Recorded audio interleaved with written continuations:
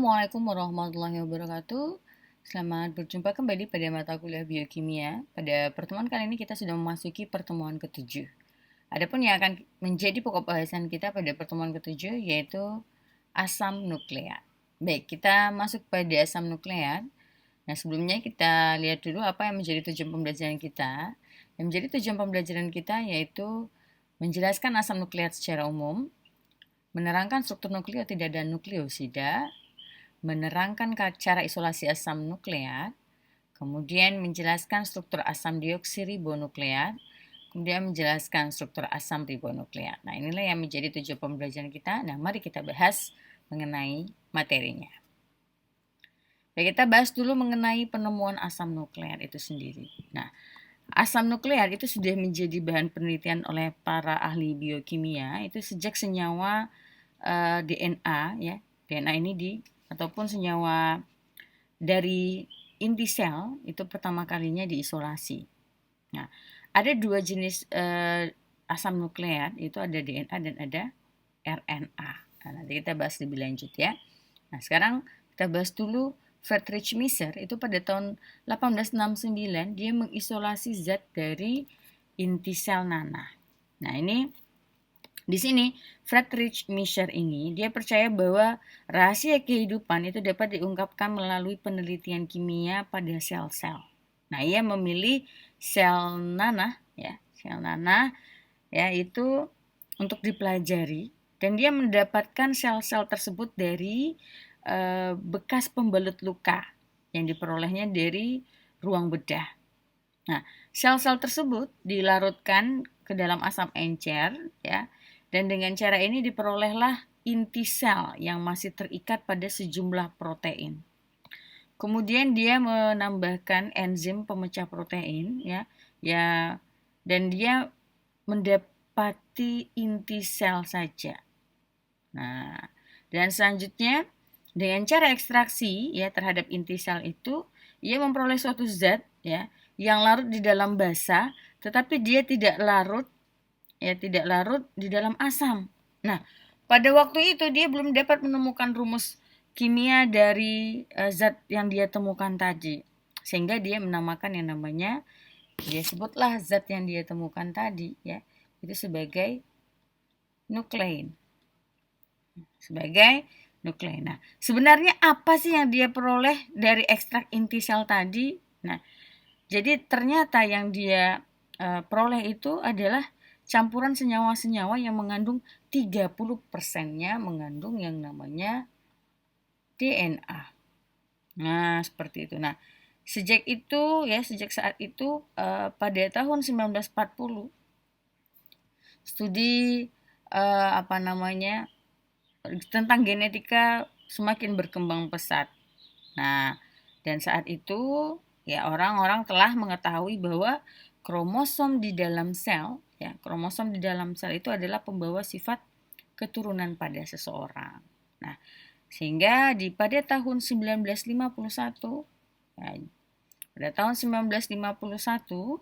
itu seorang ahli genetika Amerika yaitu James Watson bekerja sama dengan dua orang sarjana fisika dari Inggris yaitu Francis Crick dan Maurice Wilkins ya.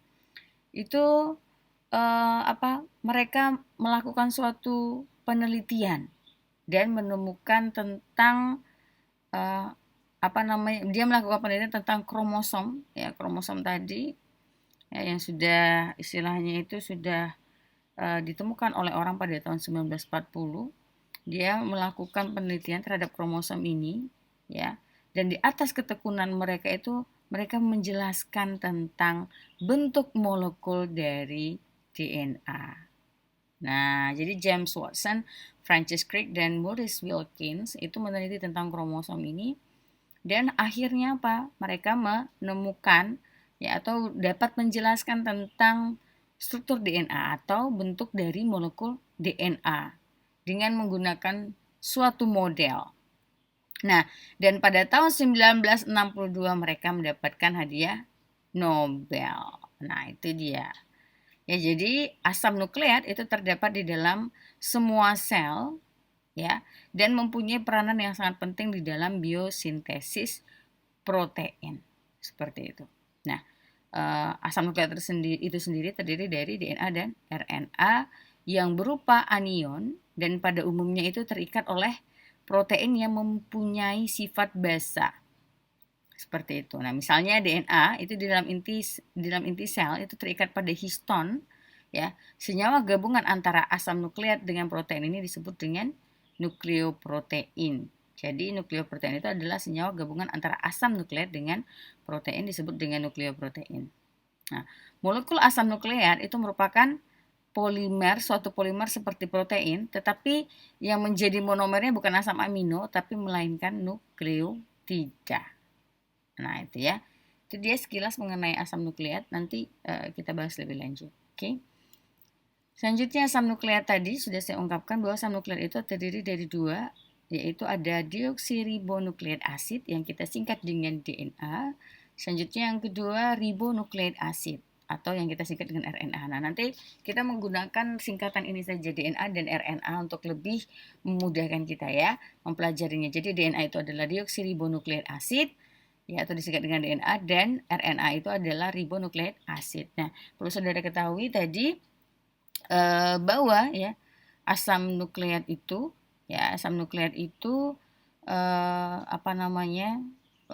memiliki istilah asam nukleat itu ya terikat oleh protein yang memiliki sifat basa.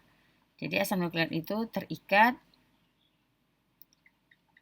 oleh protein yang mempunyai sifat basa. Nah, seperti itu. Misalnya DNA misalnya itu DNA dalam inti sel dia terikat pada histon.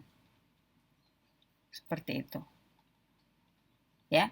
Nah, senyawa gabungan antara asam nukleat dengan protein itu disebut dengan nukleoprotein. Jadi ada istilah yang namanya nukleoprotein. Apa itu nukleoprotein? Silakan saudara catat ya, yaitu senyawa gabungan antara asam nukleat dengan protein. Seperti itu. Nah, asam nukleat ini merupakan polimer. Polimer di mana polimernya itu tersusun dari monomer yang namanya nukleotida. Nah, kalau sebelumnya kita sudah pelajari bahwa kalau protein itu kan tersusun dari polimer dari asam amino. Nah, sementara kalau asam nukleat dia adalah asam nukleat itu tadi ya, asam nukleat itu merupakan polimer dari yang namanya apa? Polimer dari nukleotida atau kita sebut sebagai polinukleotida, ya. Itu dia. Oke, baik, kita akan pelajari lebih lanjut mengenai asam nukleat ini ya. Nukleotida dulu dan nukleosida. Nah, tadi saya sudah ungkapkan bahwa asam nukleat itu merupakan polimer dari nukleotida. Jadi nukleotida bergabung menjadi satu itu akan membentuk yang namanya asam nukleat. Oke. Nah, di sini ya kita bahas dulu nukleotida itu terdiri atas nukleosida yang mengikat fosfat. Jadi nukleotida itu sendiri terdiri dari nukleosida yang mengikat fosfat. Selanjutnya nukleosida itu terdiri atas pentosa. Pentosa itu adalah gula. Gulanya itu bisa deoksiribosa ataupun ribosa. Oke, yang mengikat suatu basa. Basanya itu bisa purin ataupun pirimidin. Nah, jadi nukleotida itu terdiri atas nukleosida yang mengikat fosfat, sementara nukleosida itu sendiri dia terdiri dari gugus gula ya yang mengikat suatu basa. Nah, gulanya itu bisa deoksiribosa ataupun ribosa dan basanya itu bisa purin ataupun pirimidin. Nah, kita lihat gulanya. Nah, ini dia. Ini bentuk dari deoksiribosa dan ini bentuk dari gula ribosa. Oke, bisa dilihat ya bentuk gula dari gula pentosa. Pentosa itu berarti penta 5. Berarti dia C-nya itu ada 5, yaitu 1, 2, 3, 4, 5. Makanya namanya pentosa. Oke. Ini adalah bentuk dari deoksiribosa dan ini adalah bentuk dari gula ribosa. Seperti itu, ya. Nah, selanjutnya oke. kita bahas mengenai basa. Tadi kan suatu nukleosida itu adalah merupakan gula pentosa yang mengikat basa, kan seperti itu, ya. Nih, saya back lagi nih. Terdiri atas pentosa yang mengikat suatu basa. Jadi ini adalah gulanya, gula pentosanya. Sekarang kita bahas basanya. Basa itu tadi ada purin, ada pirimidin. Ya, itu ada purin dan pirimidin. Nah, kita lihat basa purin dan pirimidin. Ini adalah pada DNA. Ada sedikit perbedaan ya antara basa purin dan pirimidin pada DNA dan RNA. Nah, kalau pada pada purin itu sama, antara DNA dan RNA itu basa nitrogennya itu sama, yaitu kalau pada purin itu dia mengandung adenin dan guanin. Kalau RNA juga purinnya itu terdiri dari adenin dan guanin. Sementara kalau pada DNA pirimidinnya itu adalah timin dan sitosin, kalau pada RNA sedikit berbeda, dia pirimidinnya itu timin itu digantikan oleh urasil dan sitosinnya tetap sitosin dan urasil dia. Sementara kalau pirimidin pada DNA itu mengandung sitosin dan timin. Bisa dipahami? Jadi DNA itu purin DNA dan RNA itu sama, yang berbeda itu hanyalah pirimidinnya, di mana timin pada DNA itu digantikan oleh urasil. Nah, itu dia ya. Nah, di sini ya, urasil itu sendiri terdapat dalam dua bentuk ya. Urasil itu terdapat dalam dua bentuk ya. Urasil itu terdapat dalam dua bentuk ya. Urasil terdapat dalam dua bentuk, yaitu ada dalam bentuk keto atau aketo ya, atau kita sebut sebagai laktam ya. Ada juga yang dalam bentuk dan bentuk enol yang kita sebut sebagai bentuk laktim ya. Ini laktam dan laktim. Jadi urasil yang terdapat dalam bentuk keto itu disebut dengan laktam, dan yang terbentuk dalam bentuk enol itu disebut dengan laktim. Nah, ini dia urasil yang terdapat dalam bentuk keto, dan ini adalah urasil yang terdapat dalam bentuk enol. Seperti itu. Oke. Nah, di sini ya, pada pH cairan tubuh ya, itu terutama urasil itu biasanya terdapat dalam bentuk keto. Jadi nukleosida itu terbentuk dari basa purin ataupun pirimidin yang berikatan dengan ribosa ataupun deoksiribosa. Seperti itu. Nah, di mana basa purin ya? Basa purin ini tadi, basa purin tadi ataupun basa pirimidin ini tadi itu terikat pada pentosa ya, terikat pada gula tadi. Gula pentosa itu melalui yang namanya ikatan glikosidik. Melalui ikatan glikosidik yaitu pada atom karbon pertama. Nah, ini dia. Kita lihat di sini. Pembentukan nukleosida. Nah, di sini nukleosida tadi ya, kita sudah tahu bahwa nukleosida itu terdiri dari yang namanya gula pentosa yang berikatan dengan yang namanya basa. Kan begitu. Nah, gula tadi ya itu akan berikatan dengan basanya atau mengikat basa itu oleh ikatan glikosidik, di mana ikatan glikosidik itu terbentuk pada atom karbon pertama. Seperti ini. Ini contoh dari nukleosida. Nah, jadi di sini coba diperhatikan ya, ini adalah gula pentosanya dan ini adalah basa. Nah, basanya tadi itu terikat pada gula pentosa pada atom karbon pertama. Oke, bisa dipahami di sini. Nah, inilah yang kita katakan sebagai ini adalah ikatan apa tadi? Glikosidik. Bisa dipahami?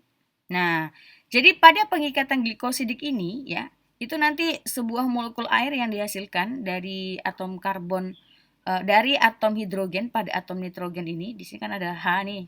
Di sini kan tadi ada OH ya. Ada OH. Nah, di sini ya itu akan mengeluarkan atau menghasilkan molekul air yang berasal dari atom hidrogen pada atom N yang ke-9 ini, dan dari basa purin ataupun pirimidinnya tadi dengan gugus OH ya, dengan gugus OH pada basa pada ini yang N pada basa purin atau pirimidin tadi dengan gugus OH pada atom C pertama pentosa. Nah, kalau kita lihat strukturnya itu kan tadi seperti ini. Ya, strukturnya itu kan seperti ini. Seperti ini ya. Nah, ini gula. Coba perhatikan di sini ya. Kalau seandainya dia terbentuk dari gula ribosa seperti ini ya, terbentuk dari deoksiribosa, ini kan ada OH nih.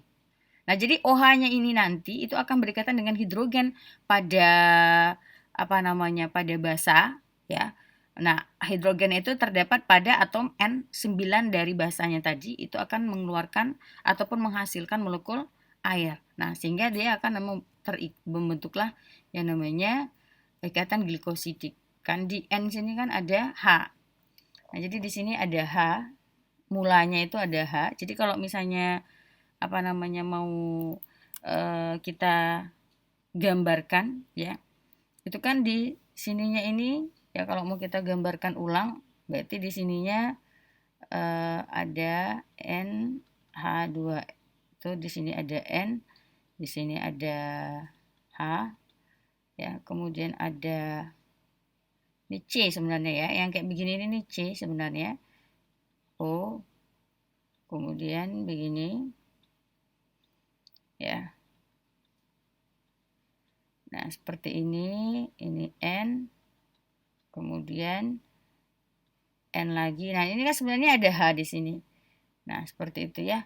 Nah, jadi nanti H yang ini itu akan berikatan dengan yang pada gula pentosa tadi ya. Pada gula pentosa itu kan di sini ada H, di sini ada OH. Kan begitu ya. Nah, seperti itu. Ini OH, kemudian ini juga OH. Oke. Nah, di sini ada CH2OH. Oke, nah, jadi OH yang di sini ini akan istilahnya itu OH ini dan H ini itu akan menghasilkan yang namanya molekul air. Oke. Nah, sehingga terbentuklah nanti ikatan antara N dengan C yang di sini, inilah yang dikatakan sebagai ikatan glikosidik. Oke. Bisa dipahami di sini? Nah, itu dia. Oke. Nah, pada umumnya ya nukleosida itu kita bahas mengenai namanya. Nukleosida itu pada umumnya itu diberi sesuai namanya, itu sesuai dengan basa purin atau pirimidin yang membentuknya. Nah, itu ada contohnya misalnya seperti ini. Nukleosida yang terbentuk dari basa purin atau pirimidin dengan ribosa itu diberi nama seperti berikut, yaitu misalnya adenin. Adenin itu ya itu berikatan ya. Jadi kan tadi kita kan ada basa ada basa purin dan pirimidin ya. Nah, ada adenin. Adenin itu merupakan basa purin. Nah, ketika adenin tadi membentuk nukleosida atau berikatan dengan ribosa, maka dia namanya itu menjadi adenin nukleosida atau kita sebut sebagai adenosin. Nah, jadi saudara pernah dengar kata adenosin trifosfat, ada ADP itu ya. Berarti adenosin trifosfat, ATP. Nah, ini sangat penting sekali. Jadi saudara harus paham dulu. Karena nanti ketika kita masuk ke dalam proses metabolisme protein itu akan terlihat sekali energi. Ya, kemarin kita juga sudah bahas mengenai metabolisme protein kemarin ya. Itu kan sudah terlihat adanya ATP ATP. Nah, seperti itu. Nah, inilah dia molekul yang membawa energi itu tadi, ya. Jadi kita lihat bersama-sama. Jadi di sini ketika adenin tadi ya, basa purin atau pirimidin ini adalah purin yang berikatan dengan ribosa, itu nanti namanya menjadi adenin nukleosida, itu namanya. Atau kita sebut sebagai adenosin. Jadi ada akhirannya di sini ya, jadi adenin jadi adenosin seperti itu.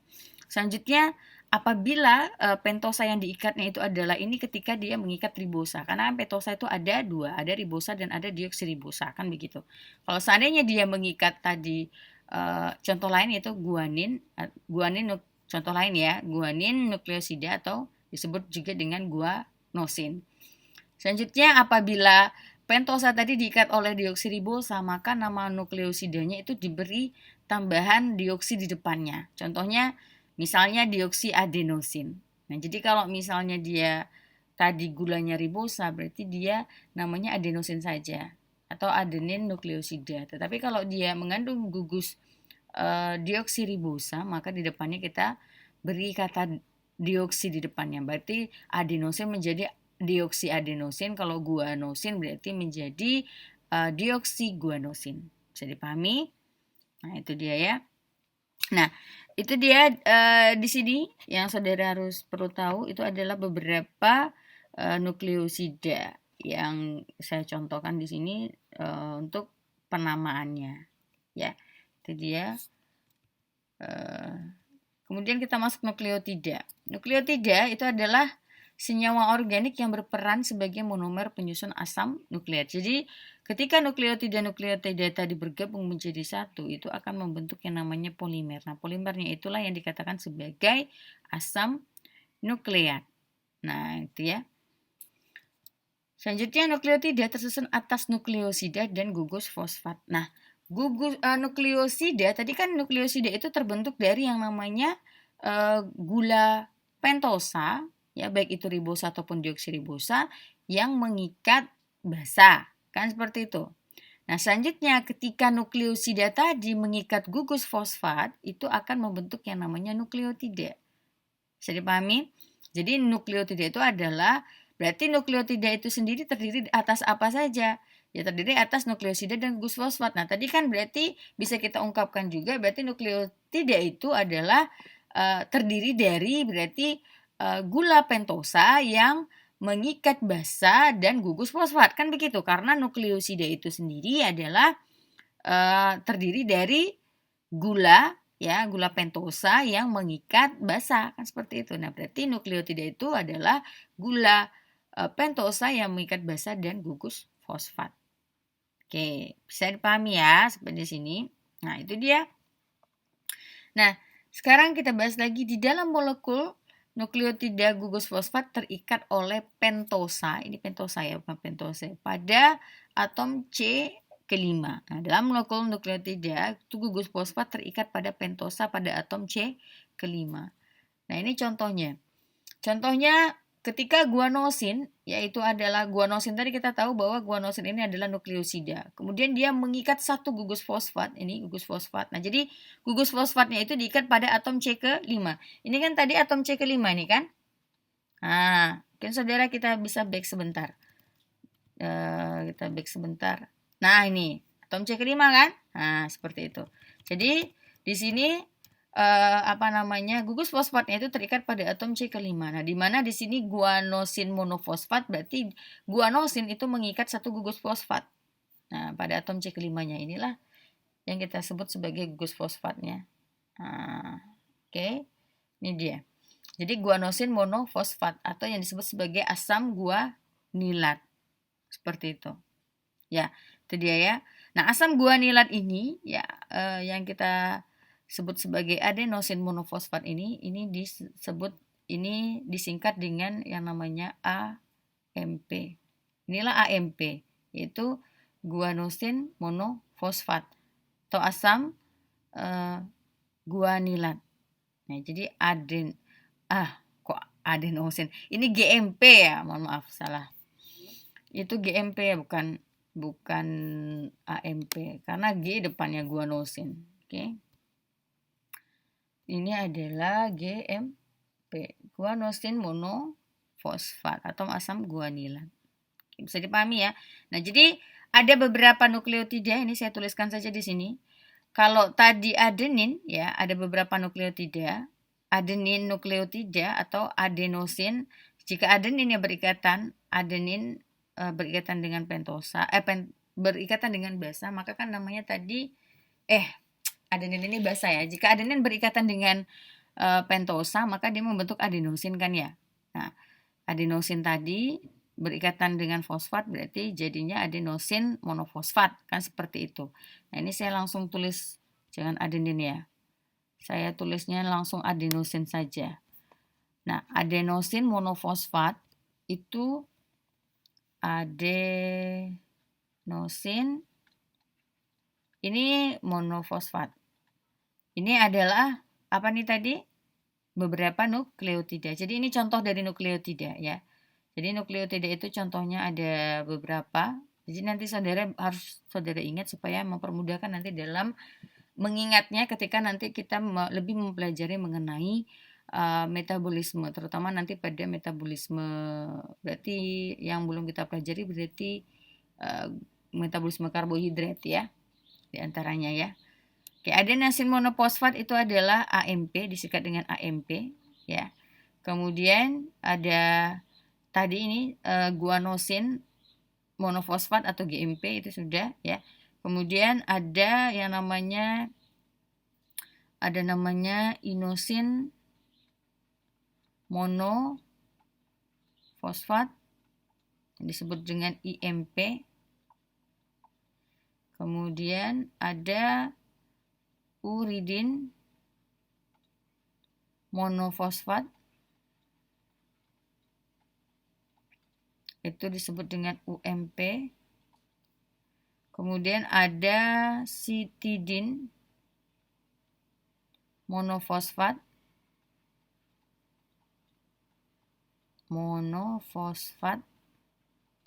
itu SMP. Kemudian ada lagi timidin monofosfat atau TMP. Oke, ini dia. Oke, nah itu dia. Jadi nanti di dalam pembahasan selanjutnya kita menulis nukleotida tadi itu dalam bentuk singkatan-singkatannya saja, ya. Nah, ini kalau di dalam GMP ini tadi, ini adalah gulanya dalam bentuk ribosa. Oke. Tadi saya sudah ungkapkan kalau misalnya tadi pentosanya itu adalah dioksiribosa, maka di depannya diberi nama dioksi kan. Ini karena dia tidak karena gulanya dalam bentuk gula ribosa, maka tidak diberi nama dioksi di depannya. Oke, seperti itu ya. Oke, kita lanjut pada nukleotida.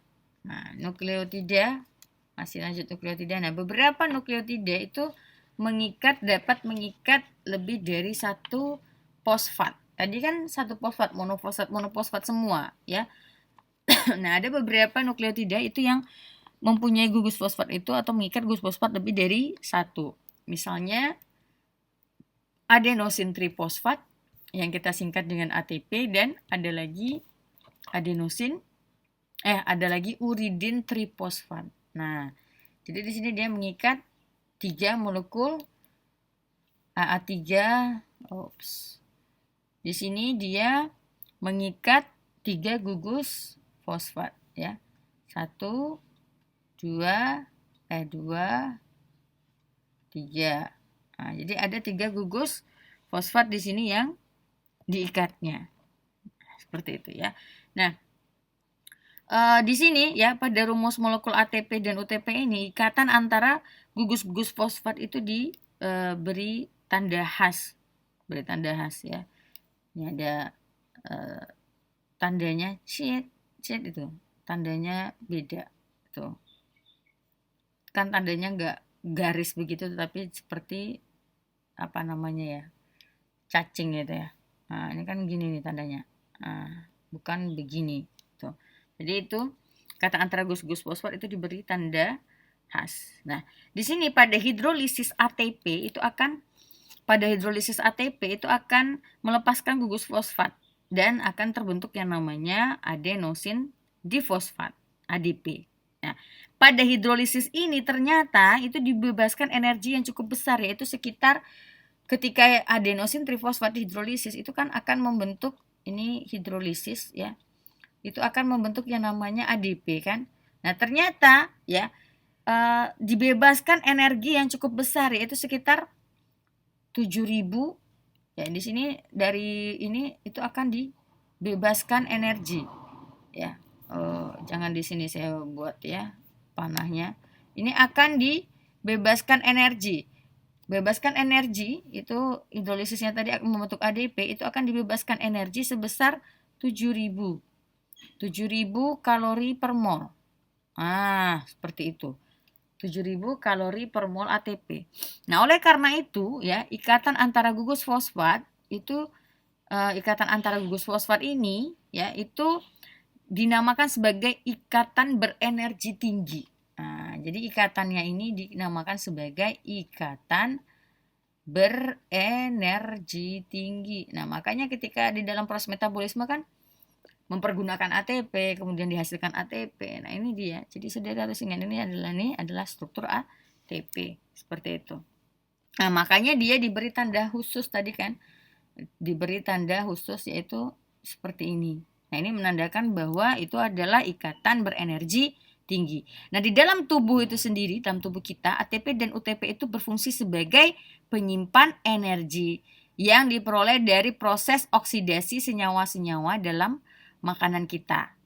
Nah, yang untuk kemudiannya itu dibebaskan dalam bentuk energi apabila diperlukan. Jadi dalam proses pencernaan makanan kan banyak itu dihasilkan yang namanya ATP, ya. Nah, jadi fungsi ATP dan ADP itu sendiri, ya fungsinya itu apa? Fungsi ATP dan ADP, fungsi ATP dan ADP itu sebagai penyimpan energi, ya, di dalam istilahnya itu yang diperoleh dari oksidasi senyawa-senyawa dalam makanan kita. Ya, ini penyimpan energi. Oke, itu dia. Ya. Jadi di dalam tubuh dia berfungsi sebagai penyimpan energi yang diperoleh dari proses oksidasi senyawa-senyawa dalam makanan kita. Ya. Nah, ini dia sekilas mengenai nukleotida. Jadi saudara sekarang sudah paham ya. Kalau selama ini hanya tahu ATP, ADP. Nah, ternyata ATP dan ADP itu sendiri ataupun UTP itu merupakan nukleotida, di mana nukleotida itu terdiri dari ini ada gula pentosa yang selanjutnya gula ini ribosa ya, mengikat gugus basa ya pada atom C pertamanya ya, pada atom C pertama dengan N yang ke-9 pada basa. Selanjutnya dia mengikat yang namanya gugus fosfat, di mana ikatan antara gugus fosfat yang satu dengan gugus fosfat lainnya itu diberi tanda khusus ya seperti ini. Nah, ini menandakan bahwa ikatan ini merupakan ikatan berenergi tinggi. Nah, kenapa? Karena di dalam pemutusan ataupun hidrolisis dari ikatan tadi itu akan menghasilkan yang namanya energi sebesar 7.000 kalori per mol. Bisa dipahami ya, makanya dapat dikatakan sebagai ATP dan ADP itu sebagai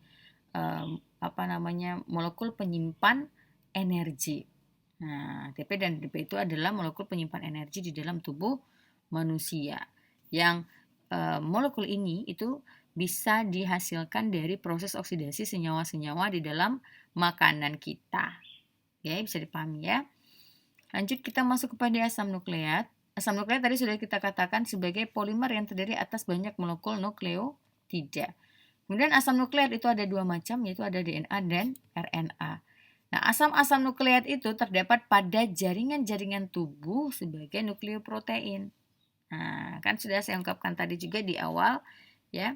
Di dalam tubuh itu jaringan-jaringan tubuh itu asam-asam nukleat itu terdapat di dalam jaringan-jaringan tubuh dalam bentuk nukleoprotein. Nah, apa tadi nukleoprotein itu? Yaitu senyawa gabungan antara asam nukleat dengan protein yang kita sebut sebagai nukleoprotein. Jadi, nukleoprotein itu adalah senyawa gabungan antara asam nukleat dengan protein. Seperti itu, ya. Kemudian untuk memperoleh asam nukleat dari jaringan itu dilakukan yang namanya proses ekstraksi. Jadi asam nukleat itu bisa kita peroleh dari jaringan melalui yang namanya proses ekstraksi. Nah, itu. Ekstraksinya terhadap apa? Proses ekstraksi terhadap nukleoprotein yang terlebih dahulu itu menggunakan larutan garam 1 molar. Seperti itu. Nah, jadi proses ekstraksi dari asam nukleat itu sendiri ya, itu untuk memperoleh asam nukleat dari jaringan-jaringan itu kita lakukan proses ekstraksi terhadap yang namanya nukleoprotein. Di mana nukleoprotein itu terlebih dahulu kita menggunakan larutan garam 1 molar dulu. Nah, setelah nukleoprotein tadi larut ya, itu dapat diurai dapat diuraikan ataupun dipecah menjadi protein-protein dan asam nukleat dengan menambahkan asam-asam lemah atau alkali secara hati-hati atau dengan menambahkan NaCl hingga larutan menjadi jenuh. Nah, itu dia bagi cara proses ekstraksi dari asam nukleat. Salah satu caranya ya.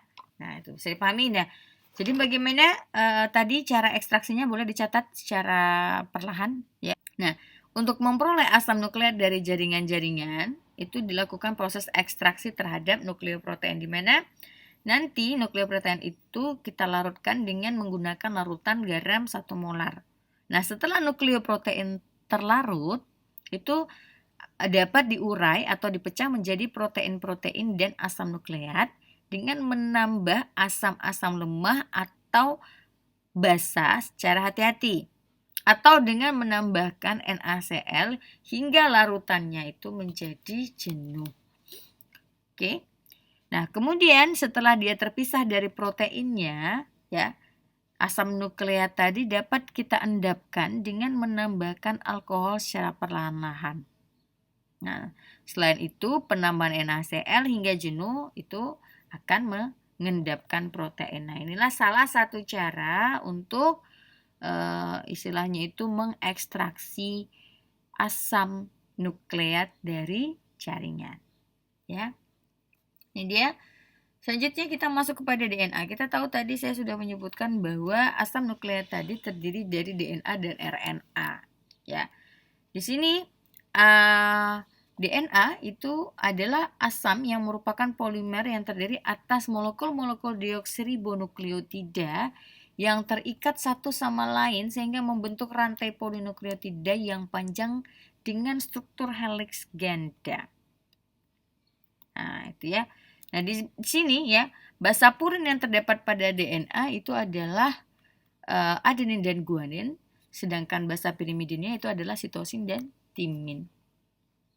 Selanjutnya, molekul DNA yang panjang itu terbentuk oleh ikatan antara atom C nomor 3. Jadi DNA itu kan panjang ya, itu terbentuk dari ikatan antara atom C nomor 3 dengan atom C nomor 5 pada molekul deoksiribosa dengan perantara gugus fosfat. Nah, jadi nanti akan terlihat dari rumusnya. Tadi kan saya sudah ungkapkan bahwa ada dalam bentuk laktam dan ada dalam bentuk laktim. Nah, laktam itu yaitu dalam bentuk keto, sedangkan laktim itu adalah bentuk enol. Nah, sekarang apa itu keto dan enol itu, Bu? Keto dan enol itu bentuk tautomeri.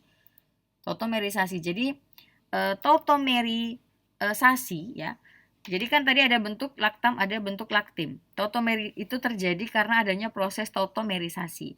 Tautomerisasi itu adalah perpindahan letak dari ikatan rangkap yang semulanya dalam bentuk keto yang berada pada ikatan rangkap 2 pada atom C karbonil itu akan berpindah ikatan rangkapnya itu kepada ikatan antara C dengan C. Nah, ini kita perhatikan, ini dia mekanisme umum dari proses tautomerisasi di mana di sini bentuk keto berubah menjadi dalam bentuk enol. Nah, ini adalah zat antaranya. Dan di sini keto ya, itu di sini kan ikatan rangkap 2-nya pada C karbonil nih dengan O.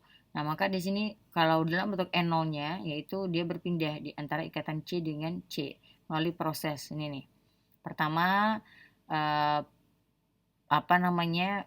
pengeluaran gugus hidrogen H+ ya, protonnya. Selanjutnya tadi di mana C yang memiliki dia akan membentuk karbanion dulu, di mana C tadi kan mengandung elektron nih. Dia akan melepaskan H+. H+ itu adalah hidrogen tanpa elektron, maka elektronnya akan masuk ke dalam C. Ya, diambil oleh si C, maka C di sini memiliki elektron yang tidak berpasangan. Selanjutnya dia akan membentuk ikatan rangkap dan kita tahu bahwa C itu kan hanya boleh mengikat 4. Berarti di sini 1 2, ini sudah membentuk 2, 3, 4, 5. Nah, maka di sini elektron pada ikatan C dengan O tadi, elektron O-nya akan naik. Nah, di sini membentuk adanya memiliki O tadi memiliki 6 elektron.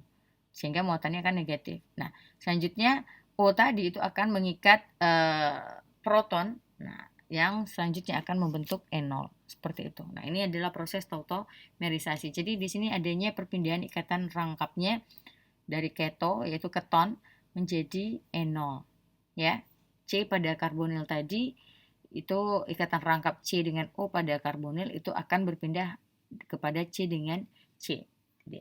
Selanjutnya kita lihat struktur DNA, potongan struktur DNA ya. Nah ini kita lihat bahwa saya tadi sudah menjelaskan bahwa DNA itu terbentuk antara ikatan atom C nomor 3 dengan atom C nomor 5 pada molekul deoksiribosa dengan perantaraan yang namanya gugus fosfat. Dengan perantaraan gugus fosfat.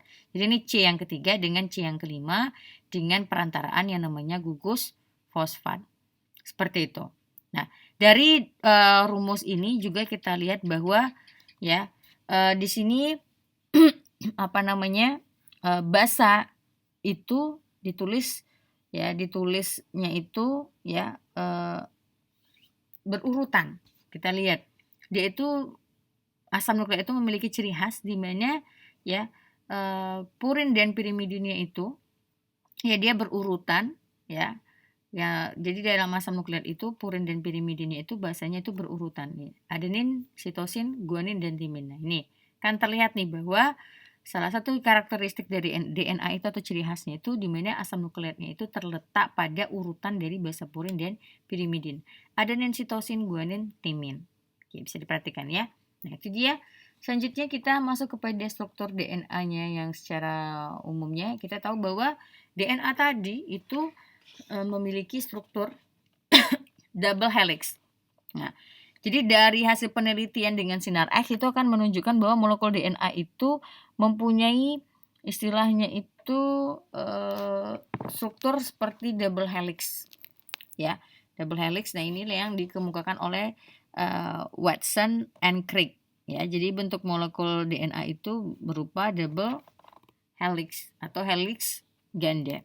Nah, di sini model ini menunjukkan bahwa ya dua buah rantai polideoksiribonukleotida itu membentuk helix ganda di mana antara basa-basanya itu yang terdapat pada asam nukleat ini terbentuk ikatan hidrogen antar atom-atomnya. Nah, ini lebih jelasnya seperti ini. Jadi ada membentuk yang namanya ikatan hidrogen antar atom-atomnya ini. Ini ada ikatan hidrogen. Yang garis putus-putus inilah yang dikatakan sebagai ikatan hidrogen. Nah, seperti itu ya. Nah, itu dia. Jadi di sini terdapat istilahnya itu ikatan hidrogen. Nah, itu ya. Nah, di sini kita lihat ya bahwa ikatan hidrogennya itu antara O dengan H dengan N dengan H yang terbentuk di antara basa-basanya. Timin itu akan berikatan hidrogen dengan yang namanya adenin, kan seperti itu. Nah, kemudian ini sitosin akan berikatan hidrogen dengan guanin.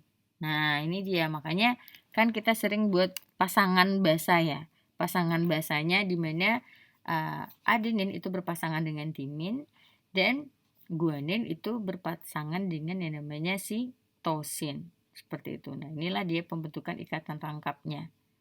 Ikatan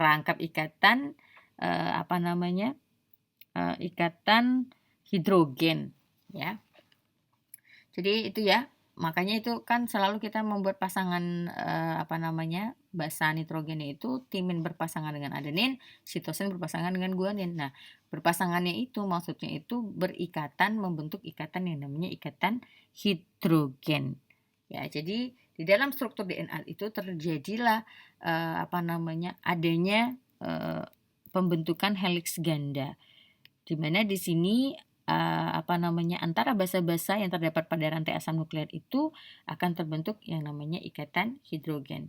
Ikatan hidrogen itu adalah ikatan antara atom hidrogen dengan nitrogen dan ataupun ikatan hidrogen dengan oksigen. Seperti itu. Udah, bisa dipahami ya? Nah, selanjutnya kita masuk kepada RNA. RNA atau kita kenal sebagai asam ribonukleat.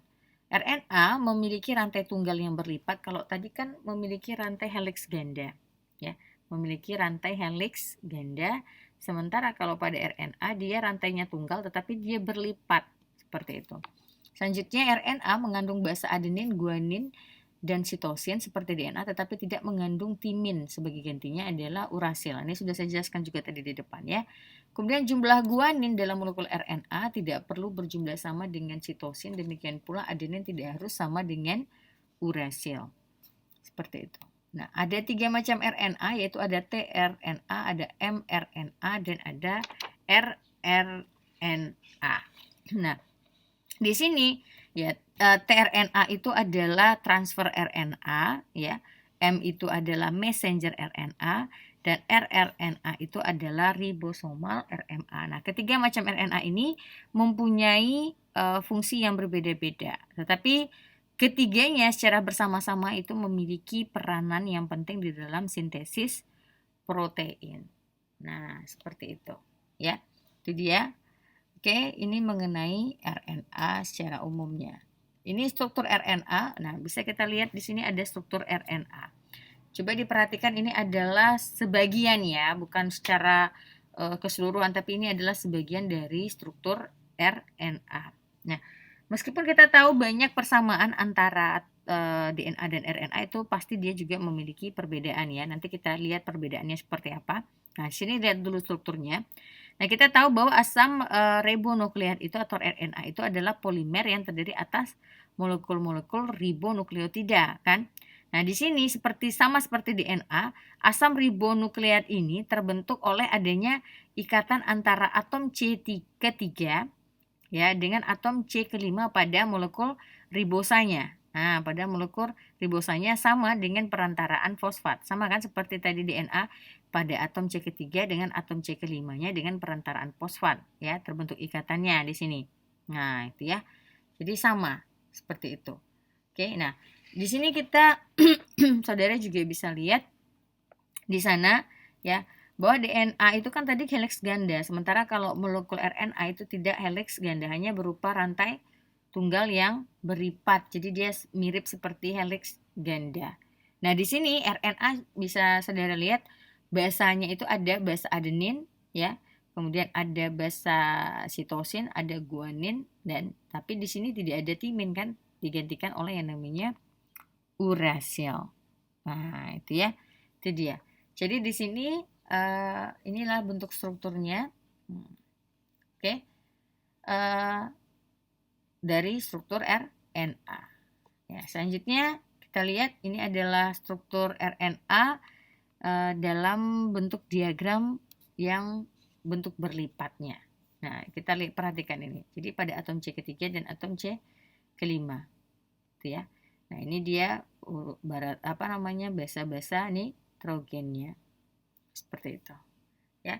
Itu dia mengenai RNA. Nah, bagaimana perbedaan? Tadi kita lihat bahwa DNA dan RNA itu mirip. Nah, apa saja perbedaannya? Perbedaannya ini, kalau DNA itu ditemukan dalam nukleus, yaitu dalam kromosom, mitokondria, dan kloroplas, sedangkan RNA itu ditemukan dalam sitoplas, terutama dalam ribosom dan juga dalam nukleus.